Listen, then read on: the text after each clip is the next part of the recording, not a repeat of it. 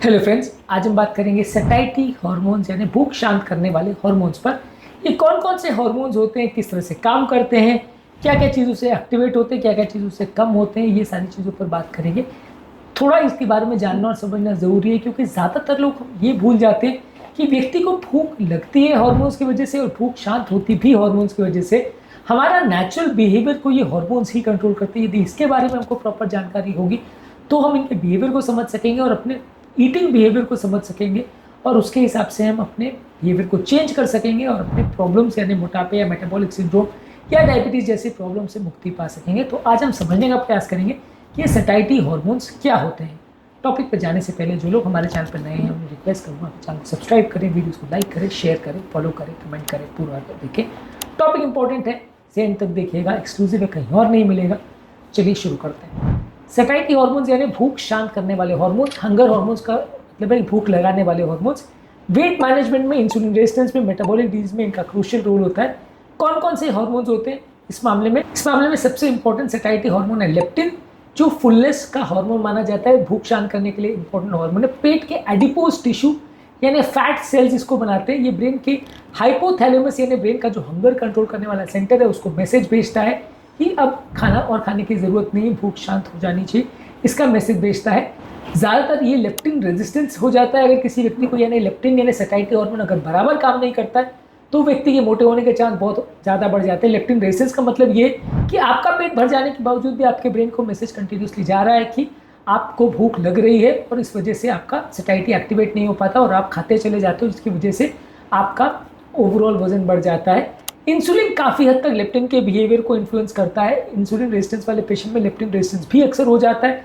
इसके अलावा यदि हम प्रोसेस शुगर और रिफाइंड कार्बोहाइड्रेट्स और मैदे की बनी हुई चीज़ें ज़्यादा खाते हैं और हमारी अगर नींद प्रॉपर नहीं होती, प्रॉपर एक्सरसाइज नहीं करते, तो ये हमारे लेप्टिन हार्मोन को अफेक्ट करता है। यानी कि हमारे भूख ना लगने के बिहेवियर को हमारे एक्सरसाइज से, हमारे डाइट से, ये सारी चीज़ों से फ़र्क पड़ता है। हम क्या खा रहे हैं उस पर डिपेंड करता है। हम अगर 100 कैलोरी अगर कोई प्रोसेस फूड के फॉर्म में खा रहे हैं और 100 कैलोरी या 200 कैलोरी की पालक या ऐसी कोई चीज़ें खा रहे हैं, तो वो दोनों किस तरह से हमारे सैटिस्फैक्टरी हार्मोन और लेप्टिन को इन्फ्लुएंस करेगी, ये डिसाइड करेगा कि हमको उसको खाने के बाद भूख नहीं लगेगी। जो कैलोरी हाइपोथेसिस है, जहाँ पे लोग ये बोलते हैं कि 100 कैलोरी भले वो पालक से मिल रही है या आइसक्रीम से मिल रही है, दोनों सेम चीज़ है क्योंकि वो 100 कैलोरी मिल रही है, वो पूरी तरह से गलत इसीलिए है क्योंकि वो 100 कैलोरी बॉडी में जाके क्या करती है वो ज़्यादा इंपॉर्टेंट है रादर देन वो नंबर ऑफ कैलोरीज। अगर कोई ऐसी चीज़ भी आप खा रहे हो जिसमें कैलोरी ज़्यादा है, फॉर एग्जांपल फैट में 1 ग्राम में 9 कैलोरी होती है, कार्बोहाइड्रेट में 1 ग्राम में 4 कैलोरी होती है, तो यानी 100 ग्राम फैट में 900 कैलोरी होगी, 100 ग्राम फैट में 400 कैलोरी होगी। लेकिन वो 100 ग्राम फैट खाने के बाद यदि आपके सैटिस्फैक्टरी हार्मोन्स एक्टिवेट होंगे तो आपकी भूख शांत होगी तो आप और नहीं खाओगे।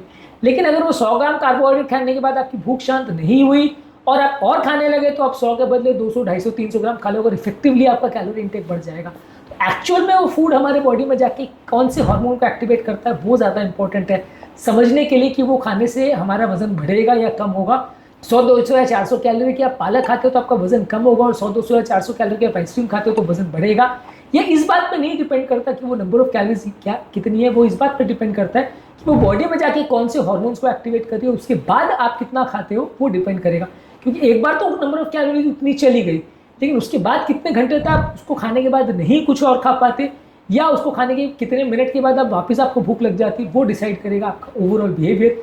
यही इंपॉर्टेंस है हार्मोन्स को समझने का, यही इंपॉर्टेंस है कि हमारे डाइट सिलेक्शन से या हमारे बिहेवियर सिलेक्शन से हमारा मोटा होना या पतला होना डिसाइड होता है, क्योंकि वो हमारे माइंड को इन्फ्लुएंस करता है, हमारे हार्मोन को इन्फ्लुएंस करता है और ये हमारा फैट के लिए डिसाइडिंग फैक्टर है। अगला इंपॉर्टेंट हार्मोन है पेप्टाइड वाई, जो कि स्मॉल इंटेस्टाइन से खाना खाने के बाद बनता है।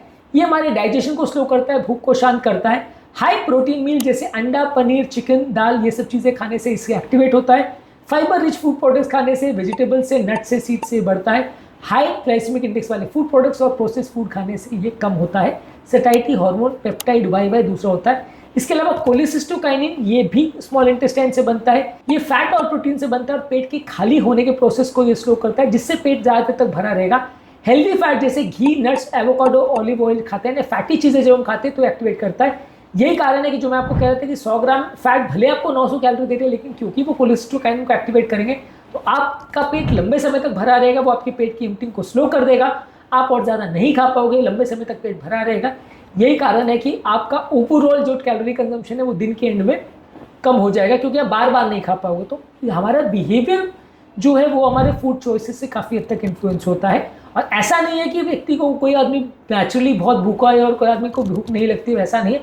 बहुत कुछ ये जो है हमारे दूसरे फैक्टर्स पर डिपेंड करता है, जो कि डिसाइड करते हैं कि हमारा वजन बढ़ेगा या घटेगा। इसके अलावा आता है GLP-1 अगोनिस्ट। ये पेट से बनता है, गट से बनता है। ये भी पेट के खाली होने के प्रोसेस को स्लो करता है, भूख को शांत करता है, इंसुलिन सेंसिटिविटी को बढ़ाता है। ये as a anti diabetic molecule भी यूज़ करते हैं। इसके इंजेक्शन और टैबलेट भी अवेलेबल है। जो ओजेम्पिक करके टैबलेट आती है या इंजेक्शन आता है वो इसी में यही रहता है, सेमाग्लूटाइड या लीराग्लूटाइड होता है। ये काफ़ी महंगा आता है, लेकिन ये यही काम करता है कि हमारे सेटाइटी हार्मोन्स को एक्टिवेट करता है, जिससे भूख शांत होती है। ये हमारे फाइबर इंटेक से बढ़ता है, जैसे सब्जियां, फ्लैक्स सीड्स और ओट्स खाने से बढ़ता है। हमारे ज़्यादा प्रोटीन खाने से, जैसे फिश, अंडा, टोफू, ये सब खाएंगे तो बढ़ेगा। और रेगुलर एक्सरसाइज करने से GLP-1 का सिक्रेशन बढ़ता है।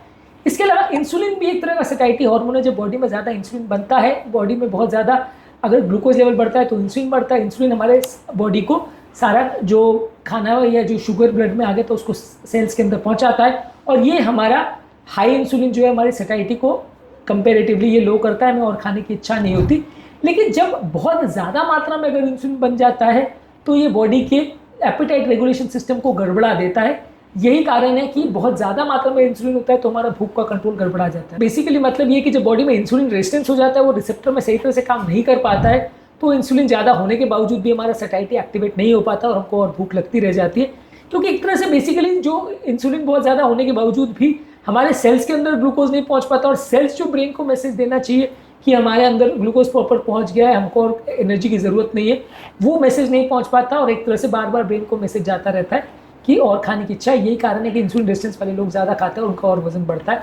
तो इंसुलिन रेजिस्टेंस पे ज़्यादा इंसुलिन होने के बावजूद भी ये सेटाइटी एक्टिवेट नहीं होती है, क्योंकि सिस्टम गड़बड़ा जाता है। बाकी सारे एक्चुअल जो सेटाइटी हार्मोन्स है, जैसे GLP-1 है या लेप्टिन है या पेप्टाइड YY है या कोलेसिस्टोकाइनिन है, ये सारी चीज़ें एक्चुअल में सेटाइटी को एक्टिवेट करती है और ये हमारे खाने को कम करती है। इंसुलिन भी कुछ हद तक इसमें रोल प्ले करता है। ज़्यादातर हम अपने सेटाइटी हार्मोन्स को कैसे नेचुरली एक्टिवेट कर सकते हैं? ज़्यादा प्रोटीन खाएं। प्रोटीन हमारे पेप्टाइड YY, कोलेसिस्टोकाइनिन और GLP-1 को एक्टिवेट करता है। ज़्यादा फाइबर खाएं, ये हमारी सेटाइटी को डायरेक्टली एक्टिवेट करता है और पेट की हेल्थ को बेटर करता है। ज़्यादा एक्सरसाइज और स्ट्रेंथ ट्रेनिंग करने से और वॉकिंग करने से फ़ायदा मिलता है। इंटरमिटेंट फास्टिंग करने से भी बॉडी का इंसुलिन लेवल कम होता है और लेप्टिन लेवल बढ़ता है। और अच्छी क्वालिटी की ज़्यादा ड्यूरेशन की नींद 7 से 9 घंटे की लेने से भी हमारे सेटाइटी हार्मोन्स एक्टिवेट होते हैं। नींद का ये मतलब नहीं कि कई घंटे सोना, 7 से 9 घंटे सफिशिएंट होता है। मेंटल स्ट्रेस हार्मोन्स कम हो जाते हैं, तो इससे भी हमारे सेटाइटी हार्मोन्स कंपेरेटिवली बढ़ जाते हैं। और जितना ज़्यादा मानसिक तनाव होगा उतना स्ट्रेस हार्मोन बढ़ते हैं, जो कि भूख ज़्यादा लगवाते हैं। तो बेसिकली आज के टॉपिक में हमने समझने का प्रयास किया कि कौन कौन से सेटाइटी हार्मोन्स होते हैं, किस तरह से वो काम करते हैं और किस तरह से हमारी भूख को इन्फ्लुएंस करते हैं।